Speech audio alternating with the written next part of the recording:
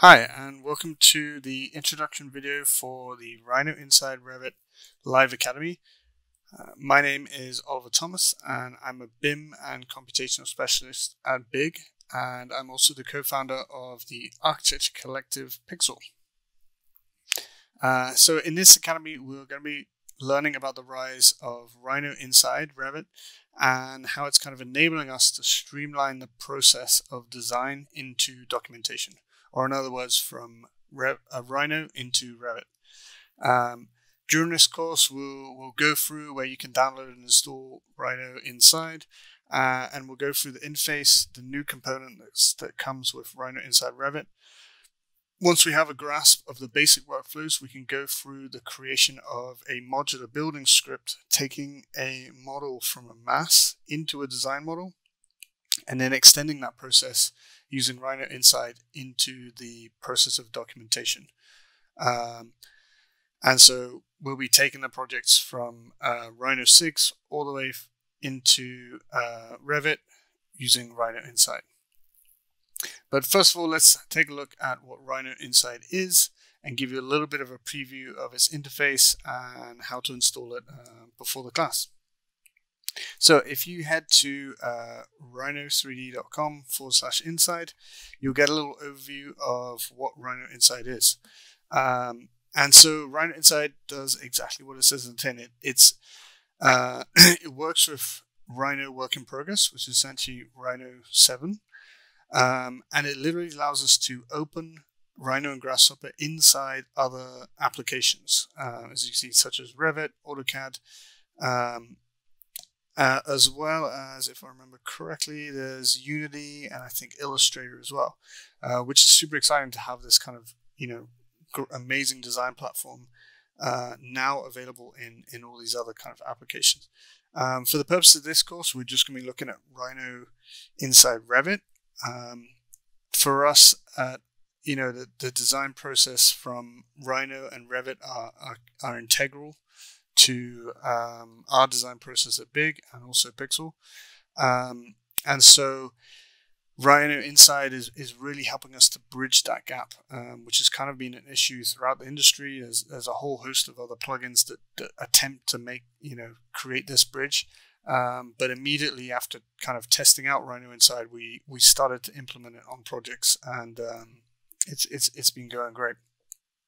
So before the class begins, please do download and install Rhino Inside Revit. During this class, we'll be using typical Rhino, so you can be using Rhino 5 or Rhino 6 and Grasshopper. We'll also be using Revit, and as long as you have Revit 2017 to 2020, you should be fine.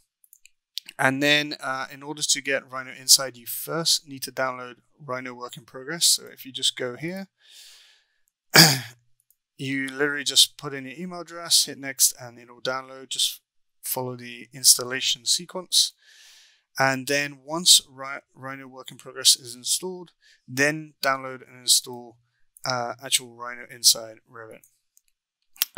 One thing I will note is that this is a work in progress, so you do need to reinstall the work in progress and Rhino Inside, I think every 45 days or so, if I remember correctly. It's great to always do it because, like I said, it is a work in progress and all this stuff is updating. But everything we go through is kind of the core functionality, and so far, all the stuff that they have is just making it better and better. So please do go ahead and install that.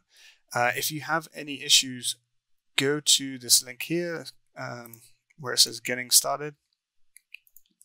Or I think you can go to, I think if you just go to rhino3d.com/inside/Revit, it'll take you to the homepage of this kind of Rhino Inside Revit page, which is like got a whole bunch of information. There's also direct links to what I just went through, where you can download Work in Progress, where you can download Rhino Inside, a bit of an introduction.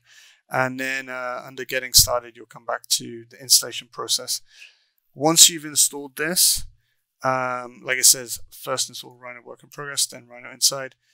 When you open up Revit for the first time, after you've installed, you'll get this little pop-up. Just hit always load.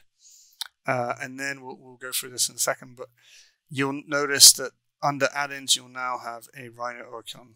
You hit that and it will load Rhino and Grasshopper into your current Revit session, and then you'll get the Rhinoceros toolbar. Like I said, there's also a whole bunch of stuff, just some of the basic parameters. Feel free to go through some of those in the class. We will cover all the basics during the class, but it is key that you install everything, because we will be kind of hitting the ground running and getting straight into some of the core functionality. In addition to this, we will be using a couple plugins, Lunchbox, so please do have Lunchbox installed in Grasshopper, as well as Elephant.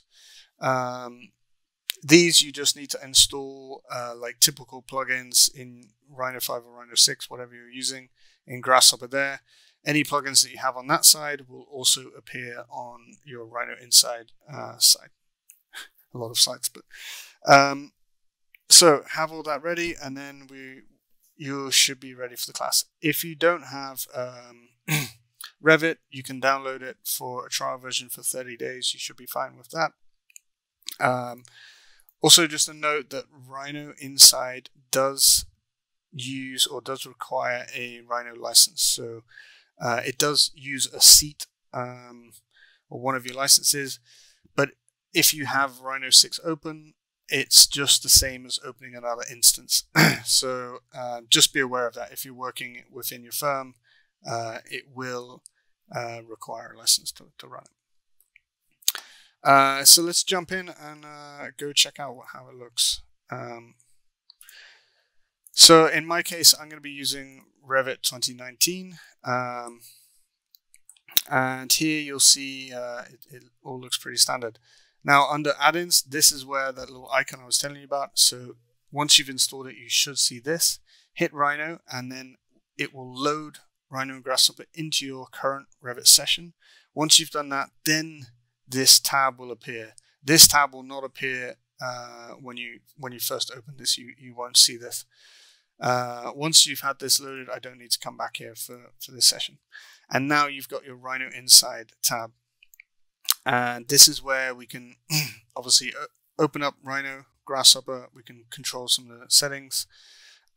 We've also got a Python editor. We'll also go through this in a bit more detail during the class. But let's go ahead and hit the magic moment where we click Rhino and we see the Rhino viewport inside of Revit. It's a little bit surreal at first, but it's kind of cool to see. It should look pretty much exactly the same as you'd expect. And to open up Grasshopper, you can literally just type in Grasshopper as you would do, hit the little icon here, or you can go ahead and hit the icon. It all does the same thing. And then, of course, we get Grasshopper, our Grasshopper canvas. It does get a little bit tricky. You know, like it was challenging to have two viewports when you're in Rhino and Grasshopper. Now you've got three. You've got Revit, Rhino, and Grasshopper. So if you have a dual screen, you definitely need it for this. Let's close Rhino and just have a quick look at the canvas. So, you know, everything should look pretty much the same. But you might notice that there are some specific Revit components going on. So here we have some Revit primitives. And also we have a new Revit tab with a whole bunch of stuff in. And this is what really makes Rhino Inside unique or so special, is that we're not just bringing in, it's not one of those plugins where we're just bringing in geometry. These components actually allow us to interact, create, deconstruct, modify actual native Revit elements. And so that's really what makes this super useful. And so during the class, we'll go through all of these and all of these kind of components. But maybe just to give you a demonstration of the simple, you know, functionality of how we can work is let's just use Rhino to create something in Revit. So, you I'm just going to make a really simple rectangle, and then I'm going to go ahead and just bring that into my Grasshopper canvas, and now we have my curve. And this is everything right now is just typical Grasshopper components, just a curve component. And all I'm going to do is go to Revit, and under build we'll make a Revit floor.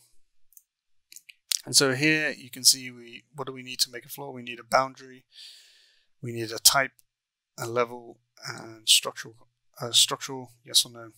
But most of these components actually work with just a single input. So if we literally just put in our boundary, which is the curve we just made, if we go over in Revit, boom, we now have a Revit native floor, which is pretty cool. And it should adapt with us. So if we grab this curve, I think we don't need the Grasshopper screen. If I pull this out, you should see, I think I just disconnected it. Hang on. Let's refresh that. There we go. Sorry, just because I took control of it. So if we reverse it, there you go. You see in the background, it updated.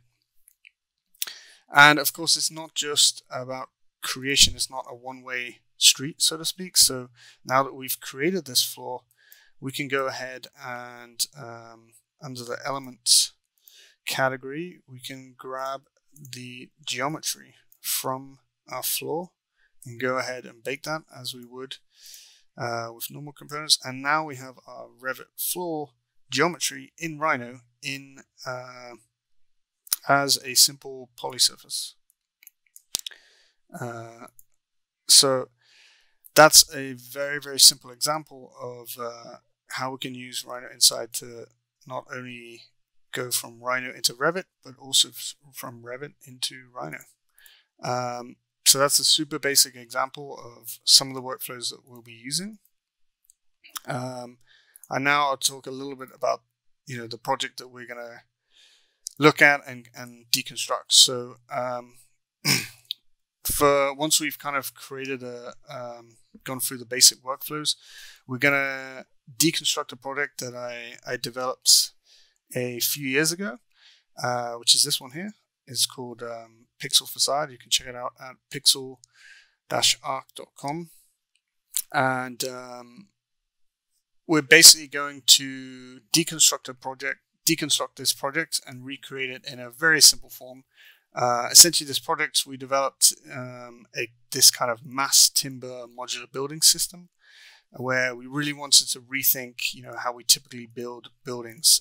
We still build buildings with like super slow, high carbon consuming materials. So this is where we really got interested in the combination of mass timber, modular construction, and the power of computation. So we developed this modular mass timber building system, and then thought, okay, now that we have this system, rather than creating a single, solution to this particular site, what if we take the system and we create a script, or create a system in the form of a script that allowed us to quickly filter through or develop a whole bunch of different configuration or building configurations. And this initially began as like a building system, and then it kind of came into this script for the actual generation of the building itself.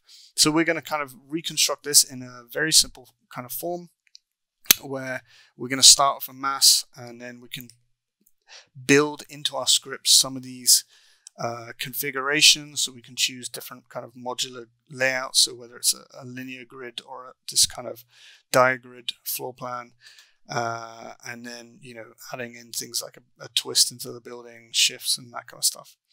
And so let me just give you a preview of what we're going to go through. So, or the process itself.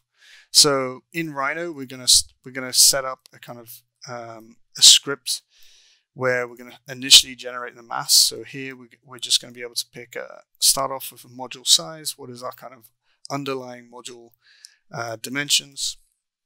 what is our building footprint, building height, and floor to floor. We're going to keep it very simple. In this, I don't want to focus too much on the products that we're going to, the end result. It's more about teaching you guys the process so that you can take that process, make it vastly more complicated, and apply it to your own design process and kind of hopefully streamline your own design processes and workflows.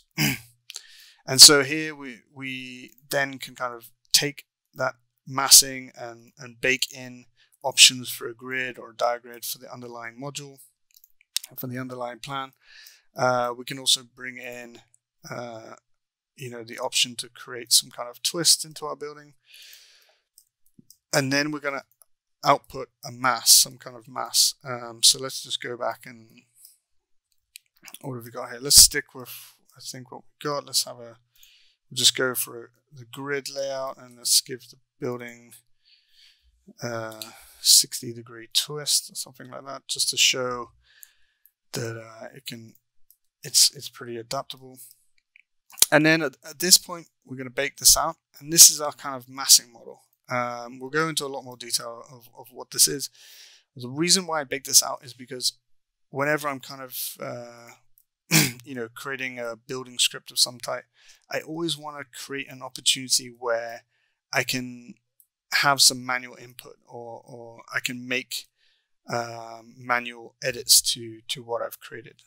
So for example, this is where I can really review the mass. Okay, it's looking good, but you know what? I want some kind of entrance for my building. I want to create some kind of lobby. So here it just gives you, the designer, or you guys as designers, the opportunity to kind of override the script and create something slightly atypical. So really simple edit, but let's just to show how it's going to work.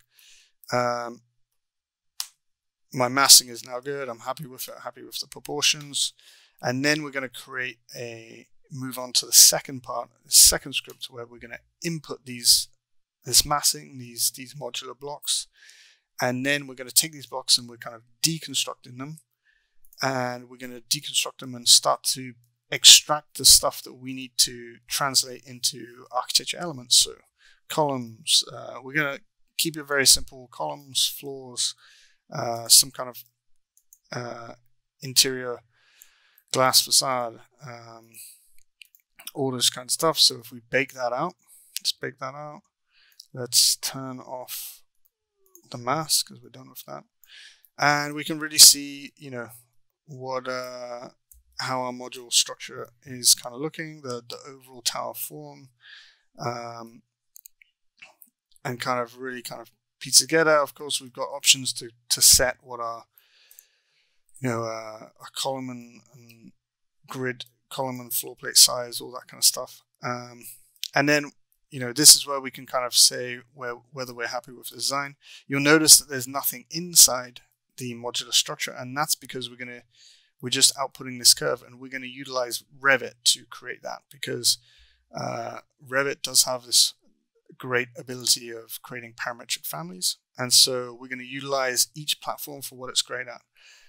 So let's say I'm happy with this. I want to continue this on, and we're going to save this Rhino model, and this is the point where we're going to come into Revit. And as you can see, I've already kind of set this up to a degree, but we'll go through all how to create levels and grids all from your model through automation. And don't need to hit that. And so on the Rhino side, this is where I've just work sessioned this model in. So we're just going to update it. Why is it work sessioned in? Is because I want to create a break between, break up this process into fragments so that, someone in your team may be developing the massing whilst you're developing this side. So it's also about breaking the design process into little chunks that you can divide up between your team. So now we have the model kind of in our Rhino work in progress. We can then use that to reference directly to create the geometry. And this is the moment where we can use, we can open up the Grasshopper script, and this is the generation script. As you can see, super simple, really nothing complicated going on here. We're just going to take our columns and, for example, let's update this component, and it's going to translate our column curves into actual columns. There we go. What was that? 3 seconds. Let's do the same for floors, so we can grab what floors we're actually using from the Revit model. So there is a bit of preparation, but once you have that set up, like this is set up, you can kind of get an idea of how quickly the process is. The facade, let's process the facade. We're going to take the facade curve and turn them into walls. Of course, these are not just walls, they're curtain panels. These are like glass, some kind of glass facade. This does take a little bit longer because you're creating all the individual panels. So there you go. You can see the panels itself, the glass panels. And so you can see we've pretty much in a few seconds we've brought our model in. And of course, the last part we're going to do is we're going to take those curves and populate our model with these modular infill components. And in this case, it's just going to be completely randomly applied. But of course, you can create your own kind of logic to apply these modules. I'll send you the family for some of these modules before the class, so you can follow along and use these exact components. Those of you who are more familiar with Revit, you can go ahead and create your own parametric families. We'll get into how to create the families a little bit as well during the class.